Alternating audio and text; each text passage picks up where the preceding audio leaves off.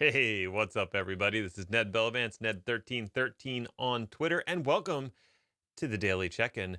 This is May 15th, 2020, and it's a Friday, and it's awesome, and I'm excited. Let's go. So this is a daily live stream, or a daily live stream I do weekdays, Monday through Friday at 11:30 a.m., and I talk about some sort of technical topic, and that could range pretty far and wide. Sometimes it's professional development, sometimes it's something very technical in nature, and sometimes it's just general landscape of what's going on in the IT space. Today's topic, as you can tell by the title there, is should Microsoft buy Ubuntu? We're going to dive into that in a moment. Before we do that, a couple housekeeping things. One, just a reminder, Tuesdays are now Terraform Tuesdays. So if Terraform is a topic that you are specifically interested in, I will be talking about a different Terraform related topic every Tuesday. So that's going to be my Tuesday live stream. I've also started doing Thursday on the Edge. So every Thursday will be something around edge computing. So if either of those things are of interest to you, and especially if you have questions or topics you want me to cover, man, just reach out. Let me know what they are. I am happy to talk about them, answer your questions, etc. So that's my little housekeeping item. Before we get into the main topic, I want to check in. How are you doing? How are things going? We made it to Friday. May is halfway over, which is, it feels like it took forever and also went by really fast. Maybe it's because I'm sporadically really, really busy and consumed by stuff. And then other times it's just like dead time and everything's dragging.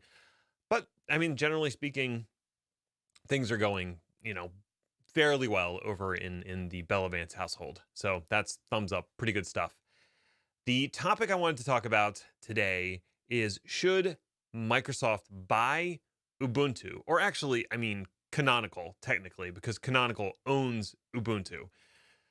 Should they buy them? Does it make sense? The reason I'm talking about that is because I saw a poll on Twitter that was basically a link to a post that was kind of doling out the premise of should Microsoft buy Ubuntu. And they were quick to say that they have no insider information. There's been no chatter on the back channels that Microsoft was planning to do this. It's just that, well, Microsoft has been acquiring companies and Ubuntu is a company and Canonical is a company, and maybe it could make sense. Okay. So I read through the post, I had some thoughts, and I also voted on the poll. I said, no, they shouldn't buy it, and I'll kind of lay out my reasons why in a moment. If you're interested in getting in on the poll, it is up until, I think, 8 a.m. Eastern time tomorrow. So I will include a link down in the show notes. Make sure you get in and vote on the poll. I think it only has like 20 votes so far, so definitely some room to grow on that. The second thing is I will also include a link to the post so you can kind of read what this person was talking about. Why do they think that? So I'll start out by saying everybody likes to tote the mantra, however you say it, that Microsoft loves Linux. Everybody knows that. This is no longer a shock. A lot of articles start out breathlessly about the old Microsoft and this is the new Microsoft.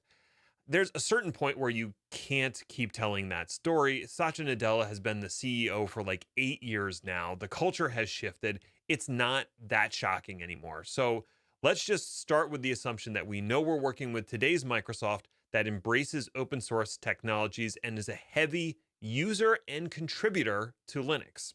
Okay. So some solid points in terms of their acquisitions over the last few years. They bought GitHub, which is, the open source mecca to a certain degree for source control. And they already had a competing product with Azure DevOps and Visual Studio Team Services, which was what Azure DevOps was before it changed.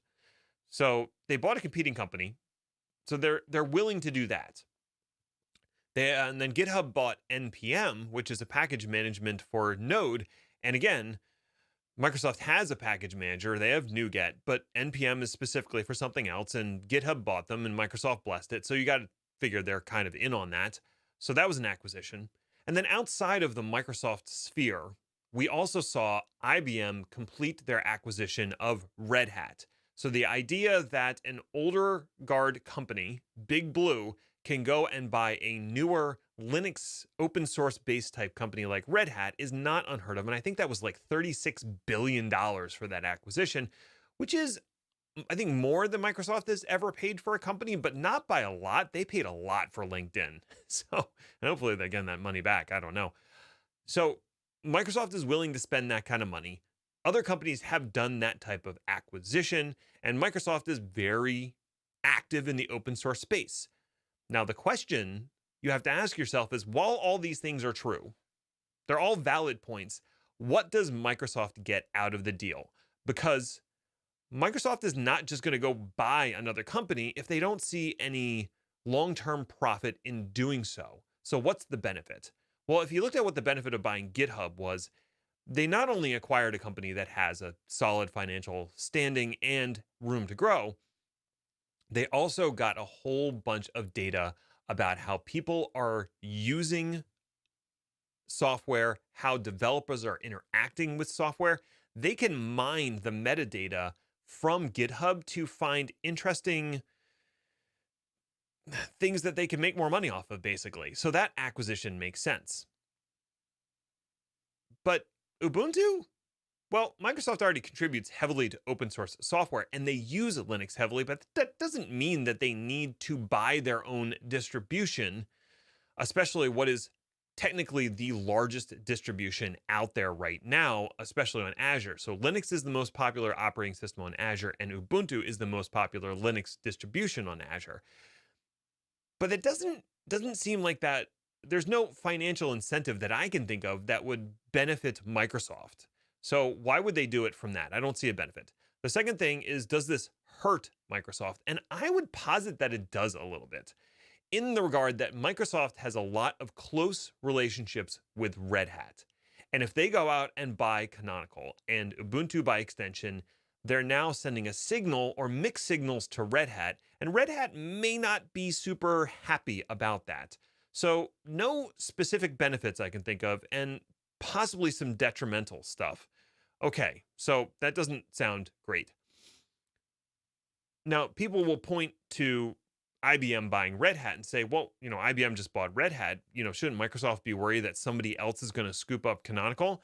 I'd say probably not. I don't think anybody else is going to do that. But the secondary to that is, why did IBM buy Red Hat? Because they definitely saw a distinct advantage to doing that. And there's a few things. IBM had been suffering 20 plus quarters of straight losses. And that's a lot of losses. That's not great.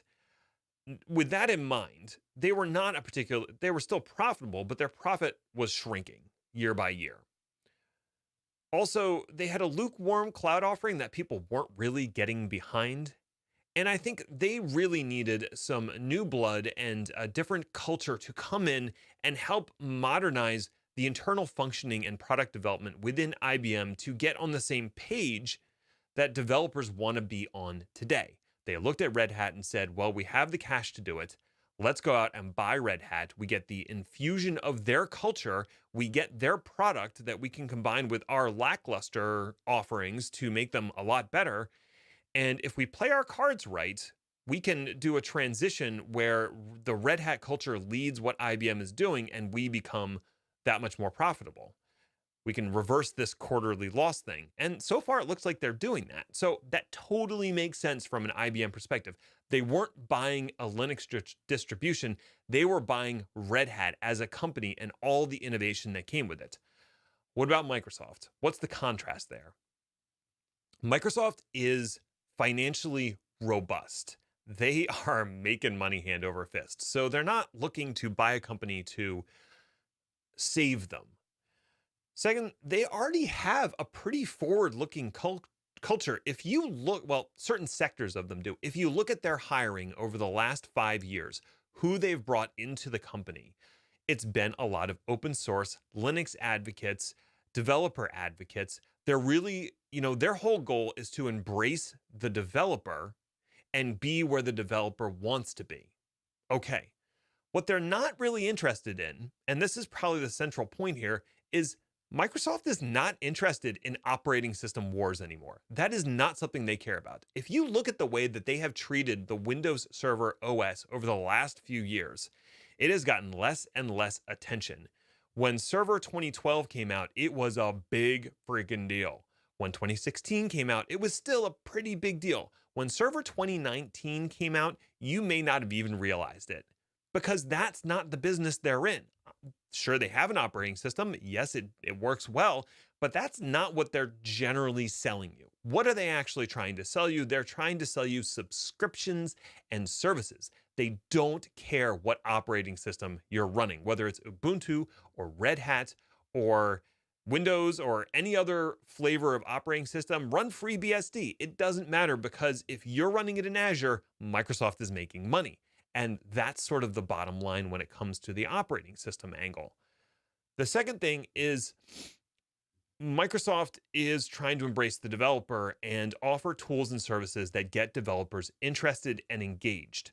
Owning a Linux distribution is not that. If you look at who they're acquiring, things like GitHub, it's all about embracing the developer experience and giving them the tool sets that tie back to Microsoft in some way and help the developer be more successful. So I think at the end of the day, while Microsoft could buy Canonical and Ubuntu by extension, I don't think it makes any financial sense to do so. And I think it would create more conflict for them than there would be any sort of tangible benefit. Sure, they would get some really good, interesting engineers as part of Microsoft if they made that acquisition, but they could get those engineers anyway just by paying them enough money to leave Canonical. So I think ultimately my answer is going to be no. Microsoft should not buy Canonical. Will they? Well, that's a whole other conversation. Microsoft Build is coming up. They may have some big announcements surrounding that. I don't have any advanced information regarding a purchase of Canonical, but they, maybe they're holding that close to their chest. I don't know. So if you want to sound off on this, drop in the comments, hit me up on Twitter, or just join in on this poll that will be in the show notes. It's only gonna be open for 21 more hours, but if you get the chance, vote on the poll and let the author know what you think in the comments for the article, which I'll include a link for as well. That's gonna do it for this week. I'm excited to come back on Monday and talk about something new. But until then, enjoy your weekend, stay healthy, and stay safe, everybody. Thanks a lot.